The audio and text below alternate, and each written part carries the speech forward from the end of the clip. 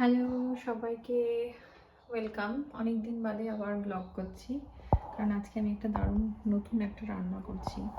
সেটা হচ্ছে মুজবুজ। আমি হয়তো উচ্চারণটা ভুলই করছি। এটা একটা আরবিয়ান ডিশ, গলফের সাইডের। তো আমি সেই ডিশটা বানাতে চেষ্টা করছি। তো ওখানে তো চিকেনগুলো অনেকটা বড় বড় নেয়, মানে গোটা গোটাই নেয়, ছোট ছোট বেবি চিকেনগুলোকে গোটা গোটাও নেয়, বা এক ওই থাই আর লেগ পিস যেগুলো জয়েন্ট থাকে সেগুলো দিয়েও বানায়। মাটনেরও হয়, চিকেনেরও হয়। তো আমি চিকেনটা বানাচ্ছি, বাট আমরা এখানে চিকেনের পিসগুলো একটু ছোট করে নিয়েছি। এটা কিন্তু তোমাদের মনে হতে পারে যে আমি বিরিয়ানি বানাচ্ছি, বাট না, এটা বিরিয়ানি নয়, একদম সম্পূর্ণ একটা আলাদা ডিশ। তো এটার জন্য যে মশলা লাগবে সেটাও বলে দিই আগে। এখানে কিন্তু আমরা টমেটো পেস্ট ইউজ করবো। আমি মনে করছি 2টো টমেটো দিলেই ঠিক হয়ে যাবে। আর হ্যাঁ, আর এখানে দেখো, এখানে এই মোটা মোটা লঙ্কাগুলো আমি ইউজ করব। যদি পাও তো ভালো, যদি না পাও কোনো ব্যাপার না, এটা কোনো দিতেই হবে এমন কিছু নেই, তবে আমার কাছে ছিল তাই আমি ইউজ করছি। আর লাগবে পেঁয়াজ কুচি। পেঁয়াজ কুচি তো আমি চপারেই কাটবো। তো চলো মশলার প্রিপারেশনগুলো করতে থাকি। ডিশটা কিন্তু খেতে খুব সুন্দর হয় এই খাবারটা। আমি জানি না আমি কতটা ভালো করে করতে পারবো, বাট আমি চেষ্টা করবো পুরোপুরিভাবে ভালোভাবে করার। এই ডিশটা আমি ওখানে তো গিয়ে খাইনি, আমার হাজব্যান্ড ওখানে গিয়েছিল তোমার দোহাতে। তখন ওর ফ্লাইট একটু ডিলে ছিল, ও তখন ওখান থেকে নিয়ে এসেছিলো। আর একটা ফ্লাইটেই সোজা দোহা থেকে লন্ডন অবধি ফ্লাইট ছিল, আর লন্ডনের অনেক কাছেই আমাদের বাড়ি। তো সেই কারণে ও বললো যে ঠিক আছে, এখান থেকে এই ডিশটা নিয়ে যাই, একটু টেস্ট করো। তো তখন টেস্ট করেছিলাম, তখন থেকে গত বছর এটা। তো তখন থেকে এইটা বানানোর খুব ইচ্ছে ছিল, এতদিনে সেটা হচ্ছে। পেঁয়াজটা ছোলা হয়ে গেছে, এটাকে আমি এবার চপারে দেব। চপারে মানে ফুড প্রসেসরে দেব, ওখানে আমি কাটবো এটা। চলো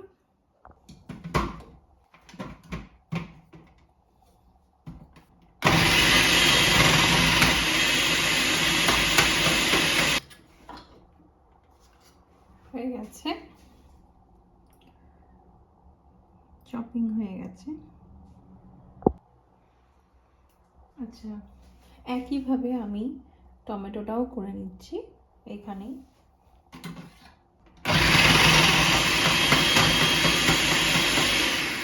এবার আমি এখানে চালটা মেপে নিচ্ছি। যেই কাপে চালটা মাপবো সেই কাপেই কিন্তু আমি জলটা মাপবো। চালের কাপ আর জলের কাপ যেন সেম হয়। 1 কাপ, 2 কাপ, 3 কাপ মতো নিয়ে নিলাম। ঠিক আছে, বাসমতি চাল নিয়েছি।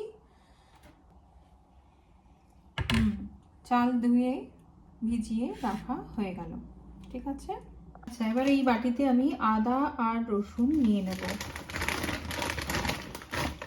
এই যে আমি রসুনের 2টো ব্লক নেব,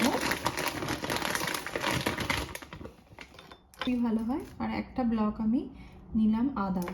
তো 2টো রসুনের ব্লক নিয়েছি আর একটা আদার নিয়েছি। আমি এটা দিয়ে রান্না করব, বাট ফ্রেশটা হলে খুবই ভালো হয়, বাট আমার কাছে এখন ফ্রেশটা নেই। আচ্ছা, এরপর আমি বলে দিচ্ছি যে গোটা মশলার মধ্যে আমি কী কী নিচ্ছি। নিয়ে নিচ্ছি হলো গোটা জিরা,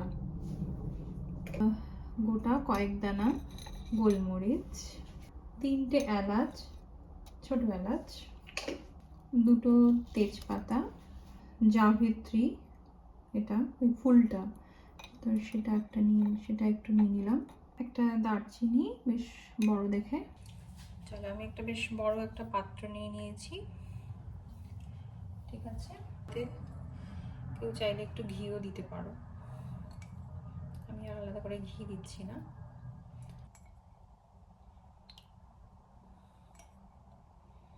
সেখানে বেশ খানিকটা তেল দিয়ে দিলাম। এখানে ফোড়ন কিন্তু সব কিছু দিয়ে দেব না, প্রথমে দেব জিরা,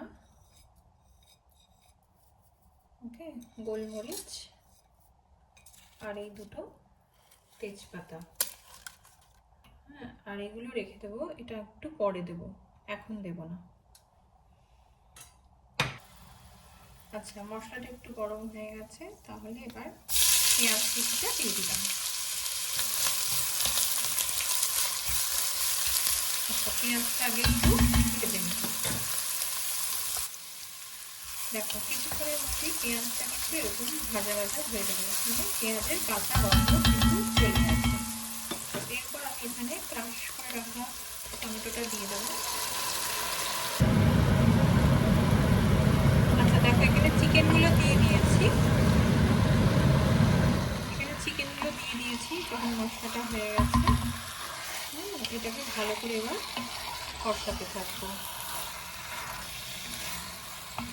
ওরা তো আরও ছোটো ছোটো আমি খেয়েছিলাম, কিন্তু অ্যাকচুয়ালি ওরা খুব বড় বড় চিকেনগুলো দেয়। মশলার সাথে এটাকে সুন্দর করে কষিয়ে নিতে থাকবো বড় আছে। চিকেনটা ভালো করে কষানো হয়ে গেছে, দেখতেই পাচ্ছ তেল বেরোচ্ছে। সো এরকম একটা অবস্থায় মনে আছে আমরা এই কাপটা দিয়ে চালটা মেখেছিলাম, তো আমরা 3 কাপ চাল নিয়েছিলাম। তো এখন আমি আপাতত এখানে 5 কাপ মতন, মানে 5 কাপ মতন জল দেব। গরম জল দিচ্ছি, গরম জল দিলেই ভালো। সো 2, 3,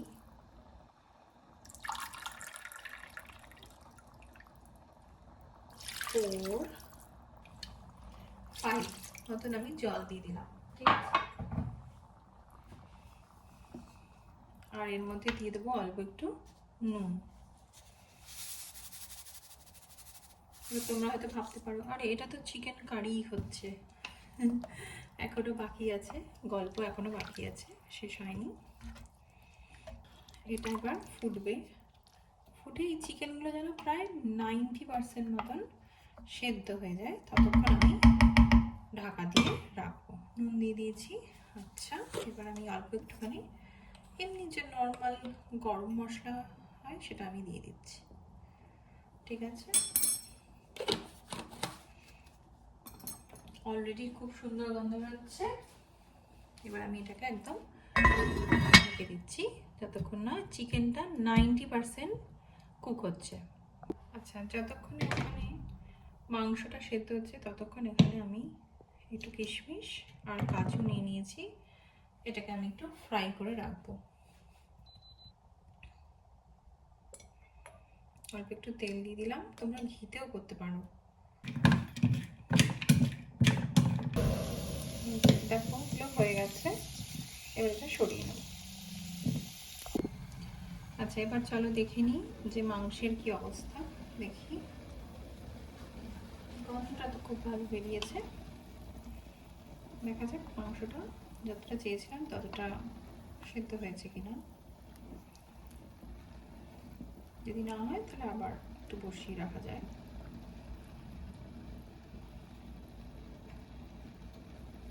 তো আই থিঙ্ক হয়ে গেছে মাংসটা। এইবার কি করতে হবে, মাংসগুলোকে তুলে একটা গ্রিল প্যানে রাখতে হবে। মাংসগুলো কিন্তু 90% মতন কুক হয়ে গেছে, তো এগুলোকে তুলে তুলে আমি একটা গ্রিল প্যানের মধ্যে রেখে দিচ্ছি।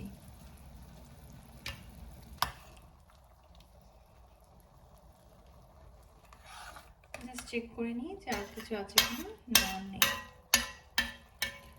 আচ্ছা, এইবার এই জলটার মধ্যে দিয়ে দেবো হচ্ছে সেই ভিজিয়ে রাখা চালটা, এর মধ্যে দিয়ে দেবো।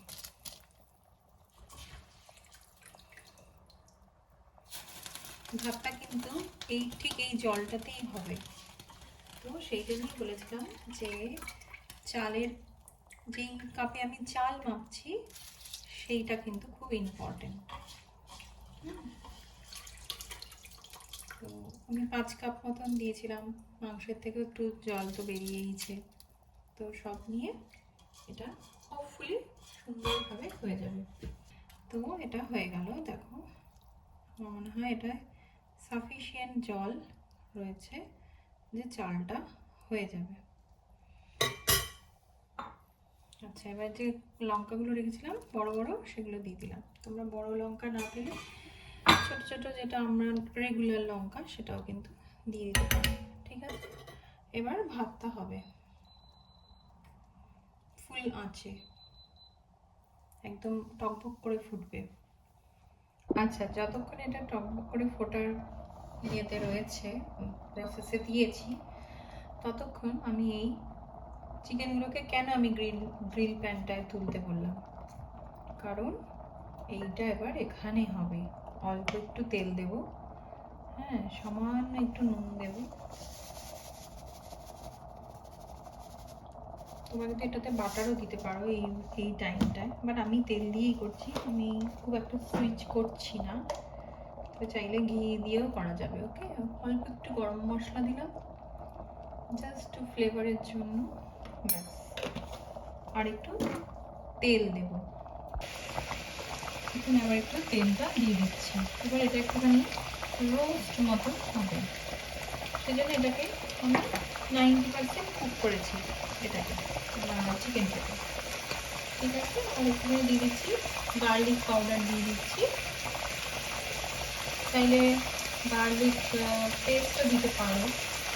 আমি এটাকে একটু নেড়ে চেড়ে দিচ্ছি ওদের সাথে, এটাকে একটু ঢাকা দিয়ে দিলাম। আর এদিকে দেখো, এই দেখো এটা কিন্তু ভালোভাবে ফুটে এসেছে, ঠিক আছে। এটা একটু কম করে দিলাম। এবার এই যে ভালোভাবে যে ফুটে এসছে, আমি এটাকে ঢেকে দেবো, দমে দিয়ে দিলাম। এবারও নিজের মতন করে হতে থাকবে। দেখো এইবার এই যে ঢাকাটা তুলে দেখছি এরকম হয়ে গেছে, চালগুলো ঠিক দেখা যাচ্ছে, বাট জল কিন্তু এখনো আছে, ঠিক আছে। এইবার এটাকে একদম কম আছে দম দিয়ে দেবো, ঢেলে দেবো, এই যে একদম দমে থাকবে। চলো এবার এটাকে তুলে দেখাটা কি অবস্থা। ওদিকে গ্রিলটাও হয়ে গেছে। আহা, গন্ধ তো দুর্দান্ত বেরিয়েছে, বাহ, সুন্দর হয়েছে। এইবার আস্তে আস্তে এখান থেকে মাংসগুলো তুলে এখানে দেখো কি সুন্দর হয়ে গেছে।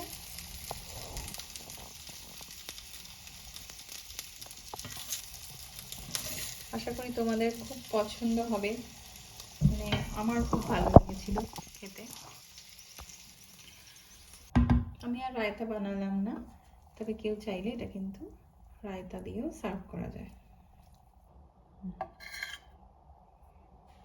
আশা করি সবার ভালো লাগবে, আর সবাই এটাকে খুব ভালো করে বানাতেও পারবে। এনি কোশ্চেন প্লিজ কমেন্ট বক্সে অবশ্যই কমেন্ট করো, আমি অ্যান্সার দিতে চেষ্টা করব আমি যতটা জানি। আর যদি ভালো লাগে চ্যানেলটাকে প্লিজ সাবস্ক্রাইব করো।